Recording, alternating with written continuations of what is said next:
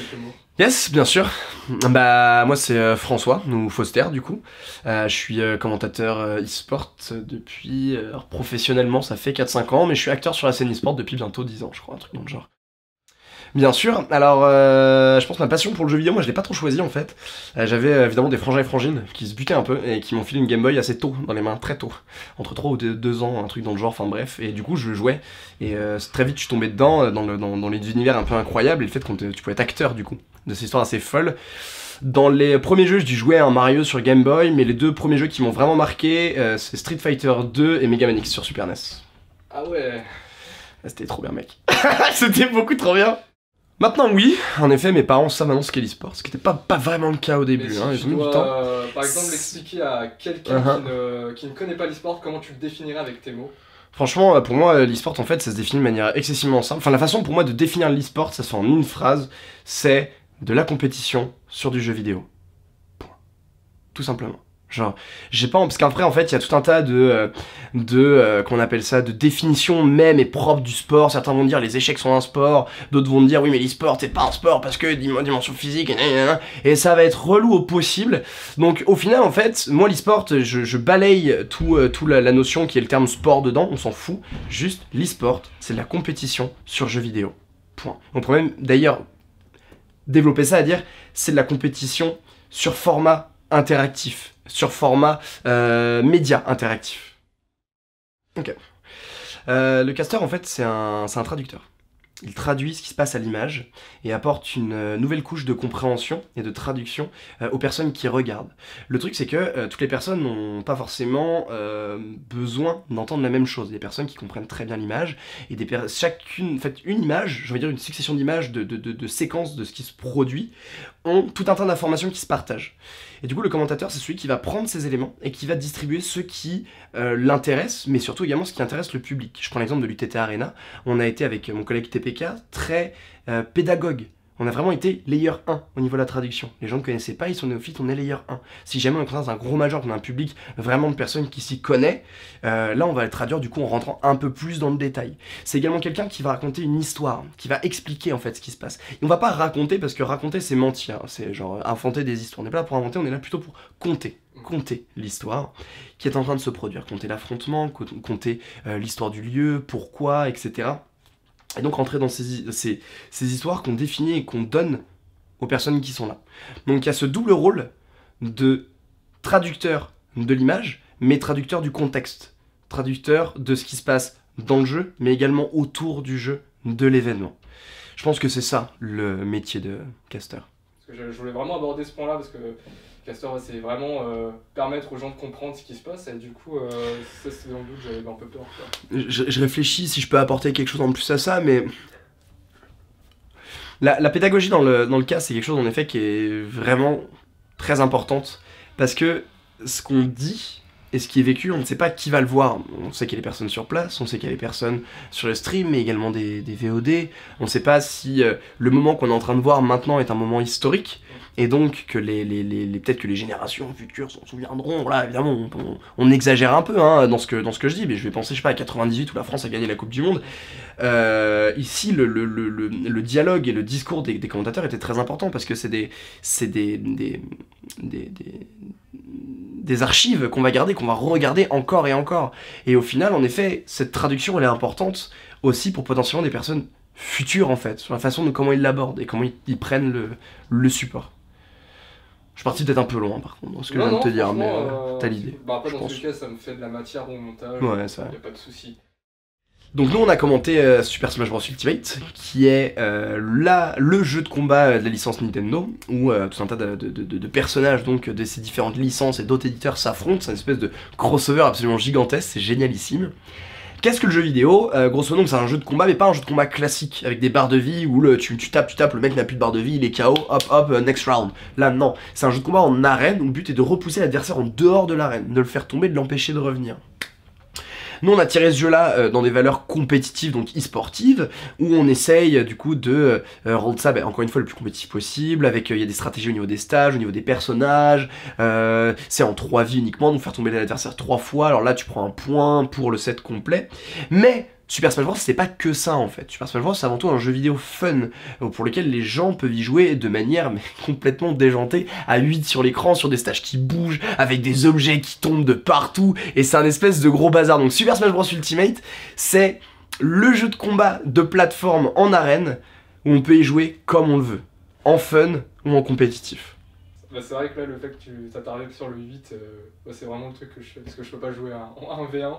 Moi, je suis un peu le petit salaud qui reste caché dans son coin. Je te déteste déjà. Mais en vrai, j'ai trop de mal avec ce jeu parce que j'ai du mal à remonter. Et Ouais. c'est pas, enfin, comme je disais à mes potes, parce que tous mes potes ils jouent au Melt et tout, c'est pas vraiment un jeu qui est fait pour moi, parce que moi je suis plus sur les jeux de combat un peu classiques, bah, comme tu disais avec la barre de vie. Ok. Parce que, en fait, je me perds très vite sur les informations de Smash Bros et je sais pas trop comment ça se joue, donc du coup, je joue de manière vraiment occasionnelle quand on est à 8 en fun comme ça de temps en temps, quoi. Okay. Après, c'est vrai qu'on me propose et tout. C'est un peu chaud pour moi, j'ai du mal à suivre, mais ouais. En vrai, en 1v1, je pense que tu peux retrouver beaucoup de parallèles avec le jeu de combat classique, Ouais. vraiment. Les mécaniques de pierre-feuille-ciseaux, de positionnement, de pression, de positive, négative, unblock, etc. Donc au final, tu vas pouvoir te retrouver avec beaucoup de mécaniques qui sont communes au jeu de combat. Ouais. Mais en effet, le problème de remonter sur le stage, c'est un problème qui est commun à beaucoup de personnes, et toutes les personnes, j'ai envie de dire presque, qui débutent Smash Bros. Vraiment. Très honnêtement, hein, c'est... Et est-ce que tu leur conseilles à eux aussi Alors j'ai peut-être été un peu aigri d'ailleurs durant mon cast, par moment. Non, le niveau des joueurs de 3, il est amateur. Il est très amateur, ça se voit, ça se ressent. Mais c'est pas un mal en soi, parce que on a besoin de la scène amateur. La scène amateur est très importante pour l'e-sport, et je trouve qu'elle est pas du tout assez développée. Et la scène de 3 est une très belle image et très beau reflet de cette scène amateur qui est en manque justement d'attention entre guillemets, mais en tout cas de considération plutôt. Ils ont en effet donc leur façon de jouer bien à eux. Leur principal défaut, c'est qu'ils ne prennent pas, ils ne gardent pas le contrôle du terrain. Ils abandonnent toujours le contrôle du terrain, tous autant qu'ils sont. Tu les sens, ils jouent au feeling, ils jouent pas du tout carré. Ils n'ont pas appris à jouer. En fait, ils ont joué, ils jouent aux jeux vidéo, mais ils n'ont pas appris à jouer. C'est comme toute discipline. Moi aussi, je peux jouer au foot, je peux courir après une balle et taper dedans. Par contre, je sais pas du tout comment me positionner pour faire gaffe quand l'attaquant arrive, ou quand, au contraire, je suis en défense, ou quand moi je dois attaquer et passer la défense. Genre, j'ai aucune idée de ça. Donc oui, je peux jouer au foot et je peux tirer le ballon dans un but, faire wouhou, et encore, je suis même pas capable de le faire parce que je suis incapable de bouger mes pieds. Mais du coup, les joueurs de 3 n'ont juste jamais appris à jouer. Ils n'ont jamais eu quelqu'un pour les guider, leur apprendre à comment penser, comment réfléchir, comment se positionner pour exploiter au mieux leurs forces et faiblesses. Et c'est ce qui se ressent le plus chez les joueurs de 3. Et qu'est-ce que tu leur conseilles pour s'améliorer? Discuter. La meilleure façon de progresser, c'est toujours la même chose, c'est d'identifier le problème. Pour identifier le problème, ça part toujours par une question. Pourquoi je me suis fait toucher? Attends, je vais te demander de la refaire parce qu'il y a la partie. Ça, c'est super chiant. Nique ta mère, Sadako.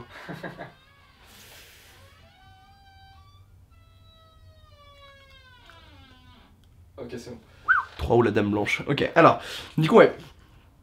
Le plus grand conseil que je peux donner aux personnes pour progresser, c'est de poser des questions. Parce que pour progresser, il faut savoir identifier un problème, et identifier un problème, ça vient toujours par une question. Et en y apportant la réponse. Tout simplement, pourquoi je me suis fait toucher là? Pourquoi? Qu'est-ce qui s'est passé? Est-ce que j'ai mal spacé? Est-ce que le coup que j'avais fait au final n'était pas positif ou négatif? Bref, pourquoi là j'ai perdu une vie? Qu'est-ce qui a amené à la succession d'événements qui a fait que? Et avoir la réponse. Parfois ça peut venir de l'autre, parfois ça peut venir d'une réflexion propre. Le truc qui est important, c'est plus la question est précise, plus la réponse le sera. Et au final, ça va être brique par brique qui va permettre d'arriver. Et quand je disais que les joueurs de 3 n'avaient personne qui leur a appris, personne leur a posé les bonnes questions. Personne les a mis dans une situation où on leur posait les questions. Et ça m'arrivait plein de fois ce week-end où je voyais les joueurs et je leur posais une question. Pourquoi? Je sais pas. Bon, c'est pas ça la réponse normalement. C'est pas ça la réponse. C'est qu'il y a censé avoir une raison normalement derrière. Encore une fois, c'est pas en soi un souci. Mais je pense que c'est la meilleure façon de progresser, c'est discuter, échanger ensemble avec d'autres. On a internet, je veux dire, on peut parler avec tout le monde à travers le monde. 3 est une communauté très isolée par rapport aux autres communautés rien que de France. Donc échanger avec les autres, discuter un maximum et poser des questions pour remplir le vide de ces briques. Faut que j'ai claqué Simon sur Smash après. De quoi? Faut que j'ai claqué Simon sur Smash après, il a fait son malin, on a fait des 2v2, il a gagné 2 games, ils sont chauds, faut que j'aille le claquer vite là.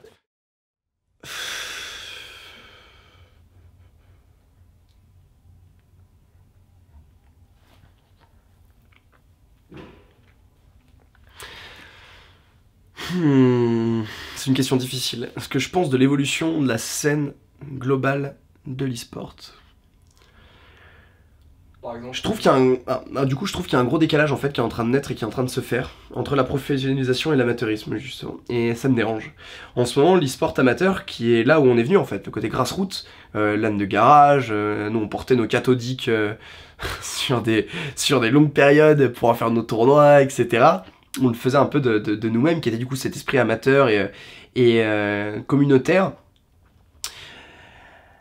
se perd un petit peu dans l'amas de pognon et l'amas de grosses productions. Aujourd'hui, l'e-sport, elle est très l'idée par un côté très américain, donc une production très américaine, qui est plus là pour le show que parfois sublimer les valeurs sportives ou les valeurs d'affrontement de certains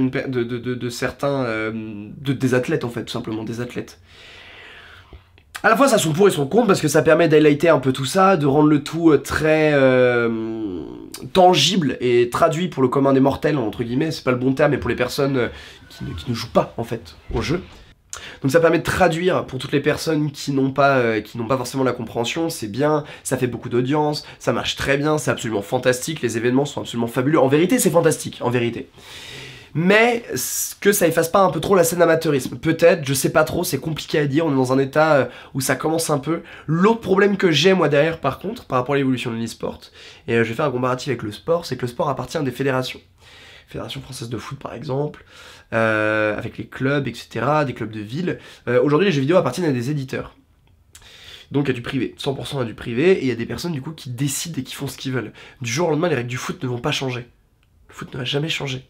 Maintenant, il y a l'assistance arbitre avec les caméras, ce qui est absolument fantastique, qui est un ajout. Mais aujourd'hui, les jeux qui sortent, du jour au lendemain, j'ai 6 pierres d'infini, je claque des doigts, il disparaît. Le jeu disparaît parce que je sors la suite en fait. Ah, t'aimais bien ce jeu, t'aimes pas la suite? Ouais, mais regarde, je mets le pognon.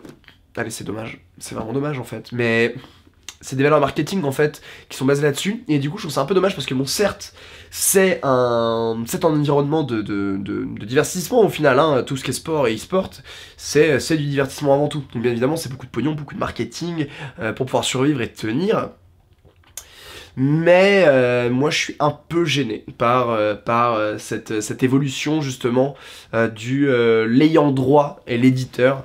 Et je trouve ça un peu dommage du coup que les joueurs perdent ce qu'ils s'étaient approprié d'une certaine manière. Au final, c'est fantastique, ça démocratise, on a plein d'argent, on a des productions absolument incroyables, on a des tournois dans tout le monde entier, on a des circuits absolument incroyables, on peut enfin payer les personnes qui se dévouent dans l'e-sport et dans ce que c'est aujourd'hui, donc pour ça c'est absolument fantastique et Dieu merci qu'on soit arrivé à ce stade.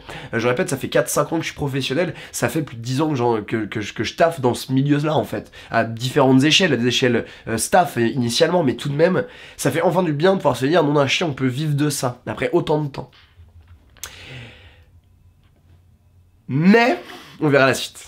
Grosso modo, c'est un peu ça en fait, on verra la suite. C'est une aventure qui est excitante tout en étant très effrayante. Parce qu'on ne sait pas ce que vont faire les ayants droit de la pépite et la mine d'or qu'est l'e-sport.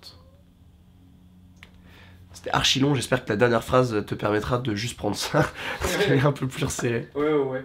Mais non mais c'est un point de vue super intéressant, putain, j'ai des idées pour plus tard, on verra par la suite. Donc United Arena, moi j'ai grave kiffé.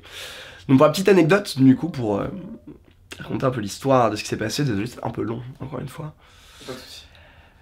Donc on a reçu un message de Twitter avec TPK pour United Arena pour venir à cet événement. Ok, très bien, nouvel événement, t'es assez intéressé. Les gens nous avaient proposé les organisateurs nous avaient proposé de nous croiser à la Paris Game Week, lieu auquel on travaillait avec TPK, chacun sur ses affaires, anyway. Et du coup on croise et on voit surtout en fait débarquer trois petites têtes super jeunes. On fait what?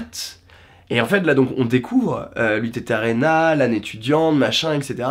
Mais tout de suite lorsqu'on a parlé avec eux, c'est pas des étudiants qu'on a fait en face de nous. C'était vraiment pas des étudiants. C'était des personnes qui savaient ce qu'elles faisaient, elles savaient pourquoi elles étaient là, et c'était pas pour rien qu'elles étaient là.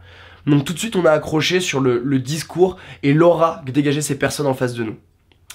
L'échange a été fait, on s'est engagé, et ça a très vite bien fonctionné au niveau des dialogues entre eux.